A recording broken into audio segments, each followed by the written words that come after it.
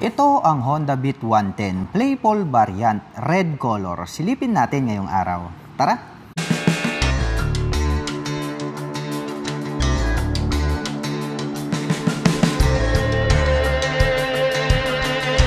Ito ang Honda Beat 110 Playful Variant at ito po yung kanilang glossy red color. Bagay na bagay, ito pong playful na tawag sa kanya dahil nga po dito po sa kanyang mga attractive na decals.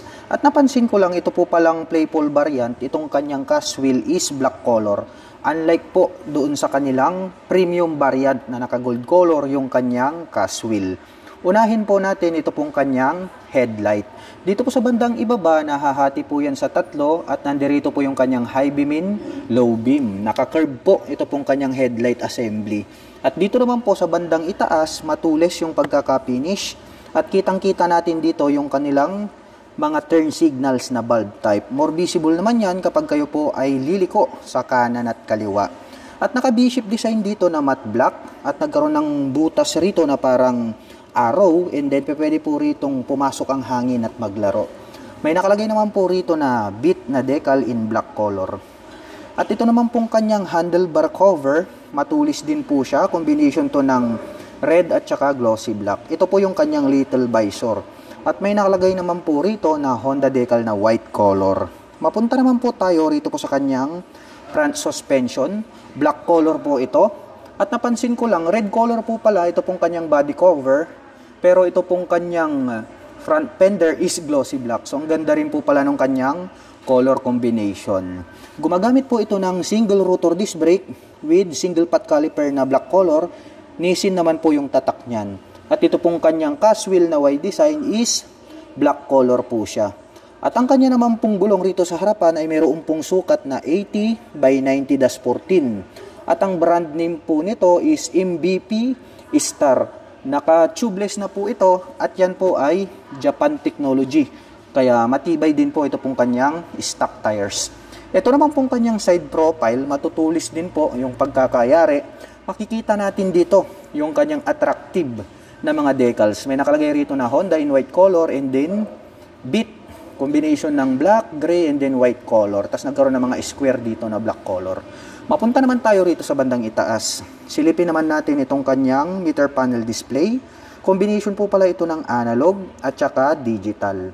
At pagdating naman po rito po sa kanyang button selectors, nandirito po yung kanyang high beam and low beam, horn, turn signal selectors. Habang dito naman po sa kabila, nandirito yung kanyang electric starter. And then wala na po siyang mga additional na button selector. Ito naman pong kanyang brake levers is chrome color po siya. Ang handle grip is black, ganun din po yung kanyang end bar.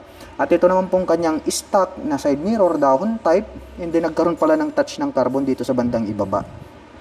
At equip na rin po pala ito ng park brake lock. Ang kagandahan naman yan ay magagamit po natin yan kapag kayo po ay magpapark sa mga uphill and downhill. So hindi po dadaos-dos or magi-slide itong ating scooter pababa dahil nga maglalak yung kanyang gulong. Gamit po ito pong kanyang park brake lock. Isang magandang advantage din ang bigay ng features na yan. At pagdating naman po rito po sa kanyang ignition, ito po ay gumagamit ng mechanical key. Included na rin po rito yung kanyang seat opener. At mayroon na rin po siyang shutter lock key for safety purposes para hindi po siya basta-basta manakaw. Buksan naman natin ito pong kanyang right pocket. Nandirito po pala yung kanyang power outlet. So 12 volts nakalagay dyan, of course. So gagamit pa po tayo rito ng car lighter bago po tayo makapag-recharge ng ating mga mobile phones and gadgets. Close natin. Habang dito naman po sa kabila, ito po medyo maluwag din naman siya, napahaba, malalim din. So pwede po tayong maglagay rito ng gloves, coins, or di kaya mobile phones habang nagre-recharge tayo dito po sa kanyang USB charging port. Meron din po itong utility hook dito sa gitna na pwedeng pagsabitan ng mga plastic bag. At ito pong kanyang footboard is black color po siya. Plastic po itong kanyang cover at anti-slip naman po siya kaya hindi ka dudulas dito. Maluwag din siyang tignan. Sakyan natin. Sukatin natin kung maluwag nga ba.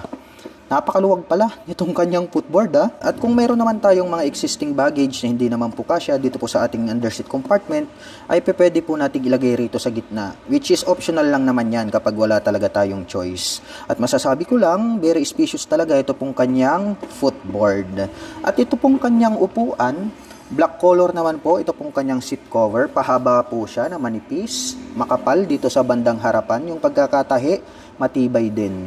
At malambot din po ito pong kanyang upuan. Ngayon naman ay bubuksan natin ito pong kanyang upuan para makita natin yung kanyang underseat compartment. Nakalak po ito pong kanyang upuan. Ang ipapakita ko na lang po sa inyo is yung white color na Honda Beat na premium variant dahil the same lang din naman po sila ng sukat. Anyway, ito po pala ay mayroong 12 liters na underseat compartment. Marami na rin po tayong mailalagay dito na personal belongings. At dito na rin po pala located dito pong kanyang fuel tank. At ito naman po ay mayroong fuel tank capacity na 4.2 liters. At mayroon naman po itong fuel consumption na 50 km per liter. So talagang napakatipid po nito pong kanilang Honda Beat. At ang Honda Beat 110 Playful variant ay meron po itong 764mm na seat height. Ngayon naman po ay susubukan nating sakyan para may pakita ko sa inyo kung gaano nga ba ito kataas. By the way, para po sa mga magtatanong, ang aking height is 5'6". Makikita nyo naman lapat na lapat yung ating paa. Kaya masasabi ko na very comfortable po ito para sa tulad ko na 5'6" in height. At para naman po sa mga kababayan natin na hindi naman masyadong pinalad sa height, ay sa tingin ko, kayang-kaya naman po itong i-manage na mga 5 flat and above. At ito naman po ang kanyang integrated na grab bar. Matte black color naman po siya. Medyo matulis din. And then parang nagkaroon siya ng kaliskis ng dragon dito po sa bandang itaas. At ito pong kanyang side profile, bagay na bagay nga. Yung playful variant na tawag nila rito sa Honda Beat na to. Dahil nga, ang ganda po nito pong kanyang mixed decal. Meron pong white color, black and then red. And then may nakalagay rito na Beat na decal. At ito pong kanyang pillion step para sa ating back rider is metal po yan. Nagkaroon po siya ng rubber cover on top. Mayroon na rin po siya ditong screen. At ito pong kanyang side stand, black color, mayroon na po itong side stand engine cut-off switch. Once po na ito ay nakababa or naka-engage ay hindi na po tatakbo at hindi na rin po mag-switch. Ito pong ating scooter. So, hindi na siya aandar. So, ang kagandahan niyan ay maiiwasan na rin natin madisgrasya dulot ng naka-engage na side stand. Dahil nga po, meron na siyang engine cut-off switch. Glossy black naman po ito pong kanyang center stand. At ito naman pong kanyang engine, matte black color. Itong kanyang engine cover, may naka-intact na Honda rito. At ito pong kanyang airbox cover is black color din po siya. Yung windlet niya is nandirito sa bandang ibaba. May nakalagay naman po rito na ASP, Enhanced Smart Power. Pag ASP po, automatic naka 2 valves po yan. At ang kagandahan pala rito po sa engine, nito pong kanilang Honda Beat, mayroon pa po pala itong kick starter. So ang kagandahan naman yan, ang advantage kasi niyan, kung halimbawa sa katagalan ng panahon, hindi na aandar itong ating scooter dahil mahina na yung kanyang baterya, wala ka pang budget, pamalit, ay pwede pa rin nating gamitin itong scooter na ito gamit po ito pong kanyang kick starter. Yun yung nakikita kong isang advantage nito pong mayroon pang integrated na kick starter. At pagdating naman po rito po sa kanyang rear suspension, ito po pala ay gumagamit ng single shock absorber. So makapal naman po yung coil spring na ginamit, black color po siya. At ito naman pong kanyang rear braking system ay gumagamit po ito ng drum brake. Dumako naman po tayo rito sa bandang likuran. Silipin po natin ito pong kanyang taillight. Matulis din yung pagkakayari ng kanyang taillight. Ang kagandahan niyan, included na po pala lahat dito sa kanyang taillight assembly.